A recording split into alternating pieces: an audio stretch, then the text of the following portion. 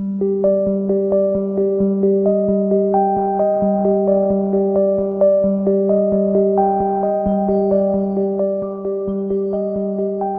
people in Northern Ireland live with a sensory disability. Some people are blind or have sight loss. Some are deaf or have hearing loss. Some people may be deaf-blind and have a sight and hearing loss. Some people can be registered as blind, and for them the main difficulties would be mobilising safely, communication and maintaining daily tasks. However, most people will retain some level of useful vision. The main causes of sight loss are age-related macular degeneration. This is a loss of central vision, which makes it hard for a person to see things directly in front of them and causes difficulty with driving, reading and recognising faces. People with this condition may retain good peripheral or side vision. Glaucoma. This is caused by increased pressure in the eye, which causes damage to the optic nerve. This results in tunnel vision, which makes it difficult to use stairs or steps safely due to poor depth perception. Diabetic retinopathy. This is caused by diabetes and results in patchy vision.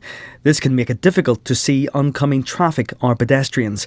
It can also be difficult to see at night or in poorly lit places. Cataracts. This occurs when the lens of the eye becomes cloudy. It leads to blurred vision and sensitivity to glare or bright lights. This can often be resolved by surgery.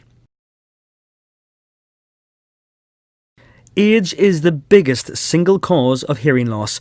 Most people begin to lose a small amount of their hearing from around 40 years of age. This hearing loss increases as you get older. By the age of 80, most people may have significant hearing problems. The weekend is always busy. That's why I got our tickets in advance. Everyone seems to love the show. I think about High-frequency sounds, such as female or children's voices, may become difficult to hear. It may also be harder to hear consonants, such as S, F, and the. This can make understanding speech, especially where there is background noise, very difficult. Noise-induced hearing loss. Another common cause of hearing loss is damage to the ear from repeated exposure to loud noises over time, such as pneumatic drills or compressed air hammers, working in environments where there's loud music, such as nightclubs, or often listening to music at a high volume through headphones. Hearing loss can also occur suddenly after exposure to an exceptionally loud noise, such as an explosion, which perforates the eardrum. People with medical conditions such as meningitis, diabetes, chronic kidney disease and cardiovascular disease are also at increased risk of hearing loss, including deafness. People can also be born deaf or become totally deaf, and this could cause communication difficulties. People may use sign language to communicate. The two main sign languages used in Northern Ireland are British Sign Language and Irish Sign Language. Both are unique languages in their own right, and it cannot be assumed that a person using British or Irish Sign Language can communicate in both. People who are deaf-blind may require specialist sign language, such as deaf-blind manual or block alphabet, to aid communication. Tinnitus. This is a noise that is generated in the brain, and it does not have any external source. It is often described as ringing in the ears. The sound heard is unique to the individual, such as hissing, buzzing, grinding or whistling noises. For some people, this may come and go and cause them little difficulties. For others, it can be continuous and have a major impact on their everyday life. In severe cases, this can be very distressing for the person and can lead to poor concentration and difficulty sleeping, and this in turn can lead to depression. Let's listen to what some people with hearing or sight loss have to say. When I was born, I was a premature. My retina hadn't fully developed in the right eye, so basically I was I was blind in one eye my whole life, and never actually realized that I was any different from anybody else. As of about 5 years ago, I noticed my eyesight getting much worse. Then I found out that I had cataracts in my left eye, and my eyesight was slowly going downhill. And at that point, I was a sales rep, which my job involved a lot of driving. And at that point, I realized my livelihood was slipping away. So I decided to pack things up in the United States and come back home. It made an awful difference to my life. It made my life harder because, you couldn't communicate with people. And in my job, where I was using a telephone and that, I couldn't hear on the telephone. I couldn't hear the other girls in the office, so it made life very difficult, and with children as well. When I first lost my sight, it was as a result of a car accident, and I was age 16, and it's quite a traumatic time being 16 when you have to think about your career choices and exams and things like that, and then to find that you've lost your sight and not being able to be independent, being able to read, go out on your own. It was quite devastating, especially at that age. Well, I was diagnosed with my sight loss about 2 years ago, and I felt as if my life was over, basically, because I thought I was going to be confined to this house and never be able to do anything. Because when you're told that, yeah, it's just such a big thing to say to anybody, you're losing your sight or you're going to lose your sight. So it's a very lonely place because people around you, they don't really understand. People with sight don't really, I think, understand, to go from full sight to no sight or partial sight is a very difficult transition. It makes you very lonely, very depressed, scared. It's something that I gradually came to be aware of. Although from a very young age, I began to realise I was different in some way from the other children. And the way that came across to me was I felt like I was not as smart as anyone else. I used to think, oh, everyone else can speak so much better than me, everyone understands things better than me. And I just felt inferior to all the other children, even from a very, very, very young age, I can say that. And as I got older, I just became more and more aware of it. I wasn't aware that I had a problem with my ears and hearing because my wife was given off for a number of years about the television being too loud, or I was ignoring her and just going up to bed, and she would say, "Do you need that television that loud?" And I wasn't aware that it was loud at all. To me, it was just natural. He actually didn't realise that he had a hearing loss, but it was driving me round the bend because the TV had to be on so loud. I was sitting with my fingers in my ears at night. When you said something to him, you had to repeat it about 6 times, and it gets to the point where you're nearly accused of shouting at each other. So it was becoming a problem, and then he was diagnosed with the hearing loss and needed to get the hearing aid. But he still wasn't keen on actually admitting that there was actually a problem or seeking help until he broke his ankle, and because of other health problems he was really quite bedbound at that time. My mum is deaf-blind now. Originally she was hearing impaired with normal sight, but because of glaucoma was well maintained over the years, and with medication there was no issues until the last year, and there has been a dramatic loss of sight, and she is now deaf-blind. What help is available if you have a sensory loss? There are sensory support teams located within 5 health trusts in Northern Ireland. Contact details are provided at the end of this DVD. These teams provide specialist support and work to reduce the impact of sensory loss for individuals and help them to overcome any difficulties they may be experiencing in their daily lives. The teams are staffed by social workers, visual and deaf rehabilitation and support workers. The teams accept self-referrals, or alternatively someone can be referred by the GP or other health professionals, a family member, friend, or a carer. The individual will then be contacted in the most appropriate way to discuss their circumstances and prioritise the referral. How do I get referred to the sensory support team? I went to the doctors and they mentioned that I should register as being blind. So at that point, I did that. I was in the process of that. Then after a visit to the low vision clinic, and they were the ones that put me in touch with social services. Well, I was referred to the sensory support team through the hospital I was attending, and I felt at first I really didn't want anybody to come out to me, to be honest, and I was sort of thinking, you sort of just don't want everybody to know your business, and I think it's the fear of that. It's the fear of people coming in and you don't want them to take control away from you or make you do things that maybe you don't want to do. So I was a wee bit dubious about being referred, but I knew in the back of my head that if I didn't take the help from them, that I was just going to be left sitting in this house, and that was something I didn't want to do.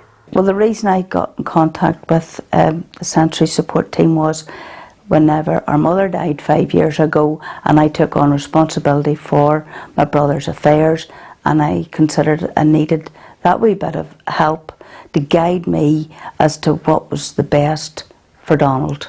I first came across the sensory support team when they came out to visit me to discuss my sight loss and to discuss, how I was dealing with mobility and everyday life. My dad died, and that was at the end of 10 years of basically just shutting myself away from the world. And I just hit rock bottom at that point. I had nowhere left to go. And I was referred to a counsellor who then referred me on to the sensory support team. Because I had worries at the time, I would rely on my dad a lot for things that needed good hearing, as it were. And he was gone. Each person's experience of a sensory loss is individual to them. Through providing a person-centred assessment, a member of the team will meet with you in your home at a time convenient to you. You will have the opportunity to explore the impact of your sensory loss and consider options of support available to you and your family. This can be through rehabilitation, training, the provision of aids or equipment, or signposting to other statutory or voluntary agencies. Social workers in the team will assess the full impact of your sensory loss on all aspects of your daily life, physically, socially, emotionally, and financially. If you are experiencing other issues in addition to your sensory loss, your social worker may suggest referring you to other agencies for support. They can also provide support and information for people who may be caring for you. Rehabilitation workers provide one-to-one training to help you learn new skills to maintain your independence and safety. This can be through mobility training, daily living skills, and communication methods. They can teach new techniques and/or provide aids and equipment to maintain your independence and safety both in and outside your home. The sensory support team called. We had a chat on the settee which lasted well over an hour, and she asked me how my hearing loss was affecting various facets of my life. She was making notes whilst I spoke, and obviously this was so that she could assess what I really needed to bring life back to normal. So the team sent a few people out at first. They all came out to the house to me, because at the time I really couldn't leave the house myself. I just couldn't go outside. So they came to me. They sat down with me for an hour, 2 hours, something like that, and we just talked about everything that had gone wrong for me and what could be done to help me.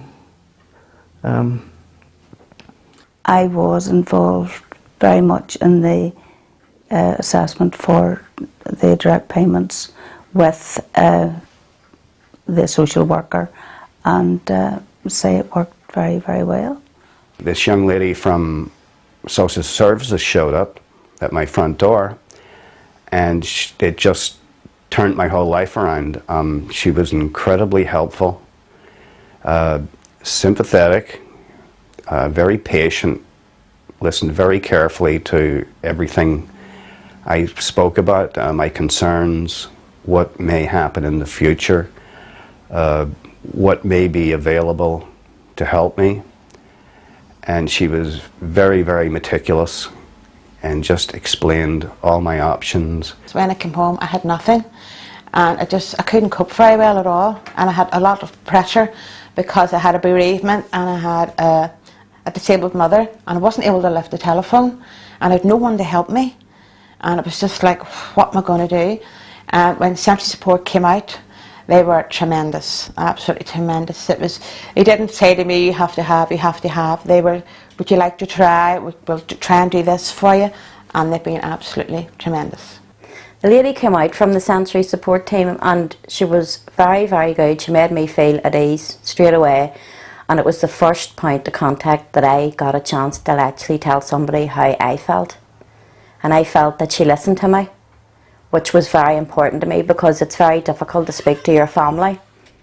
So I found it easy to speak to someone who understood the different eye conditions, and she was absolutely put me at ease, assured me that there was a lot of things could be done to help me. There was a lot of aids I could get, there was a lot of help out there, and when she left I felt a wee bit brighter that something could be done to help me.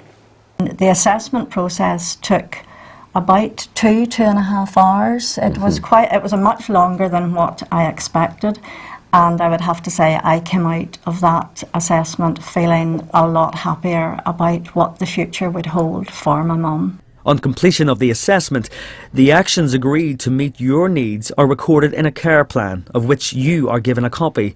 This can be in a format suited to your needs, such as audio description or braille.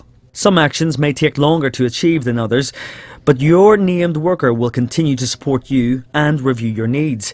You may identify new goals, and these can be added to your care plan. I was involved very, very much in my care plan at every stage. I was asked what I needed. Never once was anything suggested to me. They said, what do you have difficulty with? And when I highlighted the areas that I had difficulty with, like lighting, they brought me out 3 or 4 different lights, and I chose the one that was best for me.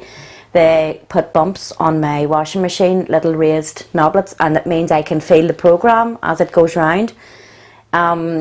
The magnifiers as well. I was given different types for different reading books, reading magazines. I was also given a little telescope, because I told the lady that I went to the theatre, and she very kindly said, well, we have the very thing, and give me a wee telescope, and I use it in the theatre to see on the stage. They offered me that I need rails anywhere. Everything they asked me what I needed and what was best for me. So I was very much involved in that right from the start. It was actually quite a relief whenever we were referred to the team, and at that stage we were both really quite happy to get the help. Adrian, my husband, has a rare genetic condition called Axenfeld-Rygor syndrome, and in fact our 16-year-old daughter has the same syndrome, so she also wears 2 hearing aids. So it was actually, there was a sense of relief that we were perhaps going to have some help. And when the member of the team heard or got our referral, we actually were seen extremely quickly. In fact, the social worker told us that morning she would make the referral, and that afternoon we had a phone call from the sensory team who felt that this was a priority referral and was going to come out that afternoon. So it happened very quickly, and when the member of the team came out, there was a full assessment carried out in terms of my husband's needs. But it wasn't just my husband's needs, it was also myself as a carer how the situation was impacting on me, and was there anything that could be done to help and support me in the situation. So together we sat down and looked at all of the issues that were impacting on us as a family, and a care plan was agreed on and an action plan, and promises were made that particular things be put in place and equipment provided. And for example, we got equipment that enables my husband to hear the doorbell when it rings or when the phone rings, and the telephone and fire alarm. So for me as a carer who works full time, it was a relief to know that I could go out to work and know that if the fire alarm went off or if the doorbell rang or whatever, that Adrian would actually hear it. And we can also sit and watch the TV together at night now and not get into a row over how loud the TV is on. So that is actually quite pleasant, that I don't have to sit and watch the TV with fingers in both ears. How has the sensory support team helped me? When I got support then from the sensory support team, it meant that I was able to do small chores at home, even making a cup of tea, because obviously you're frightened with using boiling water, just making your own breakfast, and that could build up then for being able to have the confidence to be able to go out on your own, even if that was just with someone that was you were taking their arm, and that would be built up to using a cane and being able to feel a bit more independence, but it was a gradual process. They pointed me toward different organisations that could potentially help me. They stored a lot of equipment for me, things that I would never have even known existed at the time. One of the things they did for me that was a big help was I've always been worried about smoke alarms. As someone who can't hear too well, smoke alarms, I just cannot hear them. So I've always spent most of my life worried that if I'm lying in bed at night, I'm not going to hear a smoke alarm. So what they did for me was they've got me wireless smoke alarms that link up to a buzzer that goes under my pillow, and that will wake me up. And that has been something that, although I think most people wouldn't even think about it, it's a big weight off my mind in many ways. Because I know now that if the alarm goes off, I don't have to rely on anybody else to waken me up. I can get that done myself. Direct payments help me with Donald being able to live in his own home all the time. He has the confidence then just to stay in the house and be happy there. Say when he returns from work, somebody can come into the house and provide him with a hot meal, tidy up or do whatever else that needs to be done for Donald, and it works out very, very well. I was invited into a group of other blind people. It was a very social, very relaxed situation. The people there were very, very caring. It gave me the opportunity to relate to other people and actually learn a lot, and actually learn a lot of tricks in order to deal with my eyesight situation. So again, that was a very positive, absolutely wonderful experience, and again that added to my lifestyle, the improvements. What a difference it made. It was just absolutely amazing. When the actions we have agreed with you have been completed, we may then close our involvement with you.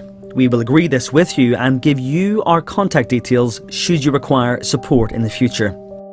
If you agree, we will send you information from time to time, which may include newsletters and articles of interest to you. Full contact details for the 5 sensory support teams are available on screen or on your local health and social care trust website.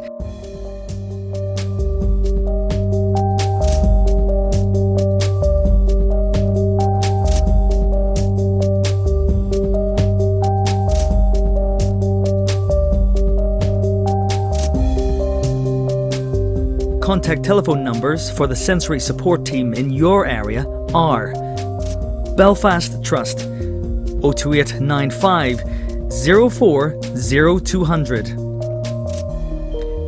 Northern Trust, including Ballyclare, Brishean, Magherafelt and Coleraine.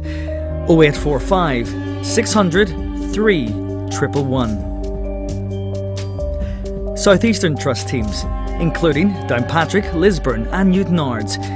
028 92 60 77 46. Southern Trust teams, including Armagh and Portadown. 028 38 39 40 88.